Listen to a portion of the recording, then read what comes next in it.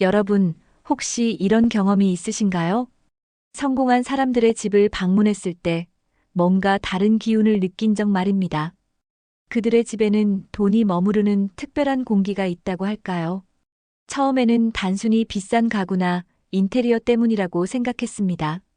하지만 지난 몇 년간의 심도 깊은 조사를 통해 밝혀진 진실은 전혀 달랐습니다. 강남의 고급 아파트, 서초동의 펜트하우스, 용산구의 억대 주택들을 직접 방문해 조사한 결과 놀라운 공통점을 발견했습니다. 그것은 바로 베란다에 있는 특별한 식물들이었습니다. 더욱 충격적인 것은 연봉이 높은 고소득 가정 대부분이 베란다나 거실, 창가에 특정한 식물을 키우고 있다는 사실입니다. 설마 식물 하나가 재물운과 무슨 상관이 있겠어? 저도 처음엔 그렇게 생각했습니다. 하지만 한 대기업 회장님의 자택을 방문했을 때의 일을 잊을 수 없습니다. 100평이 넘는 넓은 아파트에서 가장 먼저 눈에 띈 것은 베란다에 정성스럽게 관리된 3개의 화분이었습니다. 그분은 이렇게 말씀하셨습니다. 젊은 시절엔 이런 걸 미신이라고 생각했는데 사업을 하다 보니 작은 것 하나하나가 모두 기운의 흐름과 연결되어 있더라고요. 혹시 여러분 중에도 요즘 들어 이상하게 돈이 잘 안 모이거나 투자한 것들이 자꾸 손해만 보거나 특별한 이유 없이 집안 분위기가 무겁고 답답하다고 느끼시는 분들이 계신가요? 그렇다면 더욱 집중해서 들어보세요. 문제는 바로 여러분의 베란다에 있을 수 있습니다. 먼저 베란다에 절대 두면 안 되는 식물들부터 알려드리겠습니다. 이 식물들을 아무 생각 없이 두었다가는 괜히 집안 기운이 흐려지고 재물은 막히고 이상하게도 이유 없는 스트레스가 쌓이고 가족 간의 다툼이 잦아질 수 있습니다. 첫 번째는 선인장입니다. 선인장이 왜 안 되죠? 관리도 쉽고 생명력도 강해서 베란다에 많이 두던데요 라고 생각하시는 분들이 많을 것입니다. 맞습니다. 선인장은 관리가 간편하고 햇빛에도 잘 자라는 식물입니다. 하지만 풍수에서는 선인장을 살기를 가진 식물로 해석합니다. 선인장의 뾰족한 가시는 시각적으로도 날카롭지만 실제로도 주변 기운을 찌르고 흩뜨리는 역할을 합니다. 특히 베란다처럼 집 안과 외부 에너지가 만나는 중요한 접점에 선인장을 두면 들어오는 좋은 기운을 선인장이 찔러서 집 안으로 들어오지 못하게 막는 형상이 됩니다. 실제로 한 가정에서는 베란다에 큰 선인장을 놓고 난 뒤부터 가전제품이 자주 고장나고 부부 사이에 말다툼이 늘어났다고 하더군요. 선인장을 치운 뒤에는 신기하게도 그런 일들이 줄어들었다고 합니다. 두 번째는 덩굴 식물입니다. 요즘 인테리어 용으로 인기인 아이비나 틸란드시아 같은 덩굴 식물들은 보기에는 예쁘지만 풍수적으로는 주의해야 할 식물입니다. 풍수에서는 덩굴 식물이 얽히고 설킨 기운을 상징한다고 봅니다.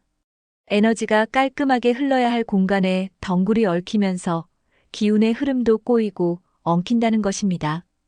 특히 덩굴이 창틀이나 베란다 구조물에 감기면서 자라게 되면 그 얽힘이 집안의 일들도 복잡하게 얽히게 만든다고 봅니다. 가정 내에서 자주 다툼이 일어나거나 일이 자꾸 미뤄지고 결정이 안 나는 집, 이상하게 계획한 일들이 자꾸 꼬이는 집에는 덩굴 식물이 있는 경우가 많습니다. 만약 덩굴 식물을 꼭 키우고 싶으시다면 베란다가 아닌 실내의 한쪽 벽면에 그것도 너무 얽히지 않게 관리하며 키우시는 것이 좋습니다. 세 번째는 향이 너무 강한 식물입니다. 라벤더나 로즈마리, 바질 같은 허브류는 요리에도 쓰이고 향도 좋아서 많이 키우시죠.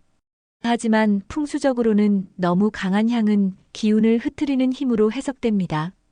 특히 돈과 관련된 기운은 차분히 머물러야 하는 기운인데 향이 강하면 이런 기운이 머물지 못하고 흩어질 수 있습니다.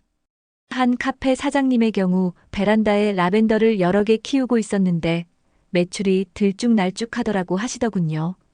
풍수 컨설팅을 받고 라벤더를 실외 화단으로 옮긴 뒤에는 매출이 안정되었다고 합니다. 향기 식물을 키우시더라도 베란다의 가장 바깥쪽이나 집의 외부에 가까운 위치에만 배치하시고 절대 여러 개를 모아두지 마세요. 네 번째는 잎이 마르고 처지는 식물입니다. 죽어가는 식물이나 잎이 마른 화분, 물이 부족해서 늘어진 화분을 언젠간 살아나겠지 하며 방치하고 계신 분들 혹시 계신가요? 풍수에서는 시든 식물을 죽은 기운으로 해석합니다. 건강하지 못한 식물은 그것만으로도 공간 전체의 기운을 무겁게 만들고 나쁜 에너지를 머물게 합니다. 특히 베란다에 마른 식물이 있다면 외부에서 들어오는 좋은 기운이 그 앞에서 가라앉게 되어 집 전체가 무기력한 기운에 빠질 수 있습니다.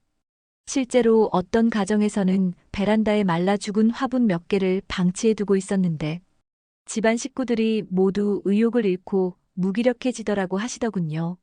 마른 화분들을 정리하고 새로운 식물을 들인 뒤에는 가족 모두가 다시 활기를 찾았다고 합니다. 다섯 번째는 물이 고여 있는 식물입니다. 화분에 물이 고여 썩어가고 있거나 물받침에 물이 계속 남아있어 냄새가 나는 경우 혹은 흙이 질척하게 젖어 있는 화분들 말입니다. 풍수에서는 물이 고여 썩는다는 것을 재물의 흐름이 막히고 정체된다는 뜻으로 해석합니다. 물이 맑게 순환되어야 돈도 순환되는데 물이 고여 썩는 형상은 지출은 있고 유입이 없는 막힌 돈줄의 형상이라고 봅니다. 그렇다면 왜 하필 베란다일까요? 거실도 있고 현관도 있고 침실도 있는데 왜 풍수에서는 자꾸 베란다를 강조할까요? 아주 좋은 질문입니다. 사실 베란다는 우리가 흔히 생각하는 것보다 훨씬 더 중요한 운의 통로입니다. 풍수에서는 베란다를 단순한 창고나 빨래를 널어두는 공간이 아니라 집안과 바깥 기운이 만나는 가장 중요한 접점이자 복을 받아들이는 첫 번째 관문으로 봅니다. 좀 더 쉽게 설명드리면 사람의 몸에 비유했을 때 베란다는 마치 우리의 얼굴과 같습니다. 밖에서 어떤 기운이 들어올지, 어떤 흐름이 막힐지, 어떤 기회가 스며들지를 가장 먼저 맞이하는 곳이 바로 베란다인 것입니다. 베란다는 자연 에너지의 관문입니다. 현관이 사람의 움직임과 인연의 출입구라면 베란다는 햇살, 바람, 물기, 그리고 자연의 생기가 들어오는 에너지의 출입구입니다. 특히 베란다가 남쪽이나 동쪽을 향하고 있다면 이는 말 그대로 복을 초대하는 문을 열고 사는 셈입니다. 아침 햇살이 가장 먼저 닿는 곳, 신선한 공기가 가장 먼저 들어오는 곳, 계절의 변화를 가장 먼저 느낄 수 있는 곳이 베란다입니다. 이때 이 공간이 지저분하거나 탁하면 좋은 기운이 들어오지 못하고 오히려 밖에서 오는 복된 기운마저 흩어지게 됩니다. 반대로 베란다가 깔끔하고 생기 있게 관리되면 그 좋은 기운이 집안 곳곳으로 스며들어갑니다. 베란다는 재물 에너지의 저장고입니다. 풍수에서는 물과 식물이 머무는 자리에는 돈도 머문다고 말합니다. 그런데 물기와 식물이 가장 자연스럽고 쉽게 공존할 수 있는 곳이 어디일까요? 맞습니다. 바로 베란다입니다. 실제로 재벌가나 성공한 사업가들의 집을 방문해 보면 베란다가 예외 없이 잘 정리되어 있고 항상 살아있는 식물과 적절한 물기가 있는 아이템들이 함께 놓여 있습니다. 화려하지는 않아도 늘 생기가 있고 이 집은 돈이 잘 돌겠다는 느낌이 확실합니다. 이는 결코 우연이 아닙니다. 좋은 베란다는 재물의 흐름을 끌어오고 나쁜 기운은 걸러내는 풍수적 정화 필터 역할을 합니다. 베란다는 집안 전체 기운의 중추신경입니다. 풍수에서 집은 살아있는 유기체입니다. 기운이 흐르는 구조가 사람의 혈맥처럼 연결되어 있는데 이 흐름을 가장 처음 자극하고 또 가장 빨리 영향을 받는 곳이 바로 베란다입니다. 베란다에서의 기운이 좋으면 그 기운이 거실로, 부엌으로, 침실로 자연스럽게 퍼져나갑니다. 마치 심장에서 펌핑된 깨끗한 피가 온몸으로 순환되는 것처럼 말이죠. 반대로 베란다의 기운이 막히거나 탁하면 그 탁함이 집안 전체에 영향을 미칩니다. 우리가 아침에 창문을 열고 한 모금 깊이 들이마신 공기가 하루의 기분을 좌우하듯이 베란다에 놓인 단 하나의 식물도 집안 전체 분위기를 바꾸는 강력한 역할을 합니다. 베란다는 심리적 희망의 공간입니다. 조금 감성적인 이야기일 수 있지만 베란다는 그 자체로 외부 세계와의 소중한 연결고리입니다. 하루 종일 집 안에 있다가도 베란다에 나가면 바람이 불고 빛이 들어오고 멀리 하늘과 나무가 보입니다. 풍수는 단지 돈과 물질적 기운만 이야기하지 않습니다. 사람의 마음, 감정, 정신 상태도 모두 기운의 일부니까요. 베란다의 푸른 식물 하나가 지친 마음을 달래주고 무기력한 일상에 생기를 더해주며 결국 그 작은 활기가 내 삶 전체 흐름을 바꾸는 중요한 시작점이 됩니다. 성공한 사람들은 이 원리를 아주 잘 알고 있습니다. 그래서 아무리 작은 공간이라도 베란다만큼은 깨끗하게 생기 있게 밝게 관리합니다. 반면 경제적으로 어려움을 겪는 가정들을 보면 베란다가 창고처럼 사용되거나 방치되어 있는 경우가 많습니다. 이제 반대로 부자들이 반드시 키운다는 그 식물들을 본격적으로 공개해 드리겠습니다. 이 식물들만 잘 키워도 베란다는 단순한 공간이 아닌 복이 흐르고 돈이 머무는 운의 발전지가 될 수 있습니다. 첫 번째 식물은 황금죽입니다. 돈을 끌어당기는 최고의 식물로 불리는 황금죽은 이름부터가 심상치 않습니다. 황금의 기운을 머금은 듯한 노란 줄기의 이 식물은 풍수에서 재물의 흐름을 만들고 붙잡는 식물로 알려져 있습니다. 줄기가 곧게 위로 뻗으며 자라는 이 식물은 기운을 상승시켜주는 성질이 있고 특히 햇빛이 잘 드는 남향이나 동향 베란다에 두었을 때 그 효과는 배가 됩니다. 황금죽은 물을 좋아하는 식물이기 때문에 물을 자주 주면서 베란다 창을 열어 바람이 오가게 해주면 그 기운이 활발히 순환되며 집안 전체로 퍼져나갑니다. 실제로 한 증권회사 지점장님은 이런 말씀을 하셨습니다. 황금죽을 사무실 베란다에 두고 나서 큰 계약이 연달아 성사되었어요. 처음에는 우연이라고 생각했는데 몇 달 동안 계속 좋은 일만 생기니까 이제는 확신합니다. 황금죽을 배치할 때 중요한 포인트가 있습니다. 베란다의 왼쪽 모서리 쪽에 두면 재물운이 더 강하게 붙는다고 합니다. 풍수에서 왼쪽은 들어오는 운의 방향이기 때문입니다. 그리고 황금죽의 줄기 개수도 중요한데 6개나 8개의 줄기가 있는 것이 재물운에 가장 좋다고 알려져 있습니다. 두 번째 식물은 팔손이입니다. 복을 머무르게 하는 식물의 대표 주자인 팔손이는 부잣집 거실이나 고급 호텔, 성공한 기업의 로비에서 자주 볼 수 있습니다. 팔손이는 이름 그대로 팔처럼 넓게 퍼진 잎사귀가 마치 집안으로 들어오는 복을 크게 감싸서 받아들이는 듯한 형상입니다. 풍수에서는 이 넓은 잎사귀가 집안의 기운을 안정적으로 감싸고 머무르게 하며 동시에 사람 사이의 갈등과 부정적인 언어의 기운을 차단해 준다고 봅니다. 팔손이는 마치 큰 우산처럼 펼쳐져서 나쁜 기운은 막고 좋은 기운은 모아주는 역할을 합니다. 팔손이는 실내외 어디서든 잘 자라는 강인한 식물이지만 특히 햇볕이 너무 강하지 않은 서양 베란다에 두면 가장 좋은 효과를 발휘합니다. 이 식물이 만들어내는 안정된 기운은 한쪽으로 치우치지 않은 균형 잡힌 에너지를 집안에 공급해 줍니다. 정서적으로도 매우 안정적인 효과를 주어서 실제로 많은 가정에서 팔손이를 베란다에 두고 난 뒤 가족 간의 다툼이 현저히 줄어들었다는 후기들이 있습니다. 또한 사업을 하는 분들의 경우 거래처와의 관계가 좋아지고 협상이 원만하게 진행되는 경우가 많아진다고 합니다. 팔손이 하나로 가정의 평화와 금전운을 함께 잡을 수 있다면 이는 절대 놓치지 말아야 할 기회입니다. 세 번째 식물은 녹보수입니다. 돈이 들어오는 입구를 만드는 녹보수는 이름부터가 매력적입니다. 녹색의 보물이라는 뜻의 녹보수는 풍수에서 재물의 에너지를 상징하는 가장 대표적인 식물 중 하나입니다. 둥글고 도톰한 잎이 양기를 모으고 튼튼한 줄기는 안정과 중심의 기운을 전달해 줍니다.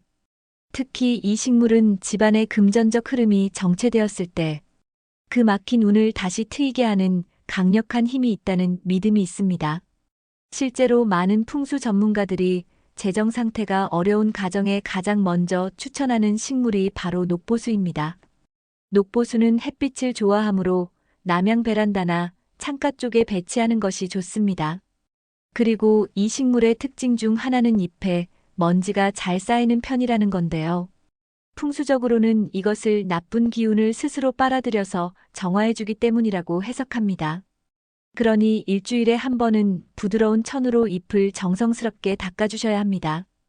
이 과정 자체가 돈을 깨끗하게 관리하고 다듬는 의미이기도 하니까요. 녹보수를 관리할 때는 물을 너무 많이 주지 말고 흙이 완전히 마른 뒤에 충분히 주는 것이 좋습니다. 과습은 재물운에 좋지 않은 영향을 준다고 합니다. 한 가지 더 알려드릴 특별한 팁이 있습니다. 녹보수 화분 아래에 작은 황금색 받침대를 두거나 노란색 조각볼을 깔아두면 더욱 강한 재물운이 형성된다고 합니다. 그리고 녹보수 옆에 작은 거울을 두면 재물이 배가 된다는 속설도 있습니다. 지금까지 소개해드린 베란다에 반드시 둬야 할 식물 3가지 어떤가요?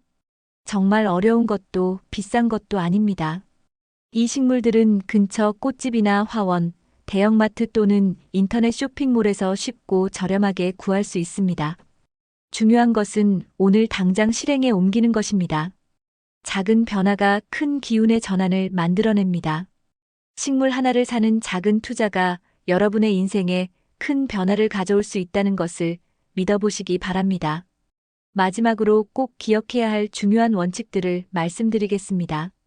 이 식물들은 그냥 보기 좋으라고 두는 장식품이 아닙니다.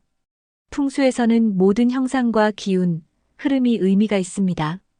베란다에 어떤 식물을 어떤 상태로 두느냐에 따라 집안의 전체적인 기운이 달라지고 나아가 거주하는 사람들의 마음 상태와 운세까지도 영향을 받을 수 있다는 것을 꼭 기억해 주세요.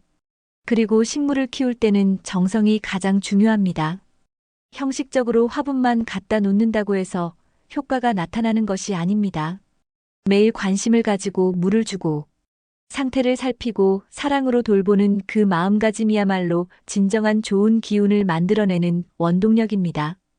여러분의 베란다가 진정한 복이 머무는 공간으로 변화하기를 진심으로 바라며 오늘부터 새로운 시작을 해보시기 바랍니다. 작은 식물 하나가 여러분의 인생에 큰 기적을 가져다 줄 것입니다. 변화는 언제나 작은 것에서 시작됩니다. 오늘 하나의 화분이 내일의 풍요로운 삶을 만들어갑니다.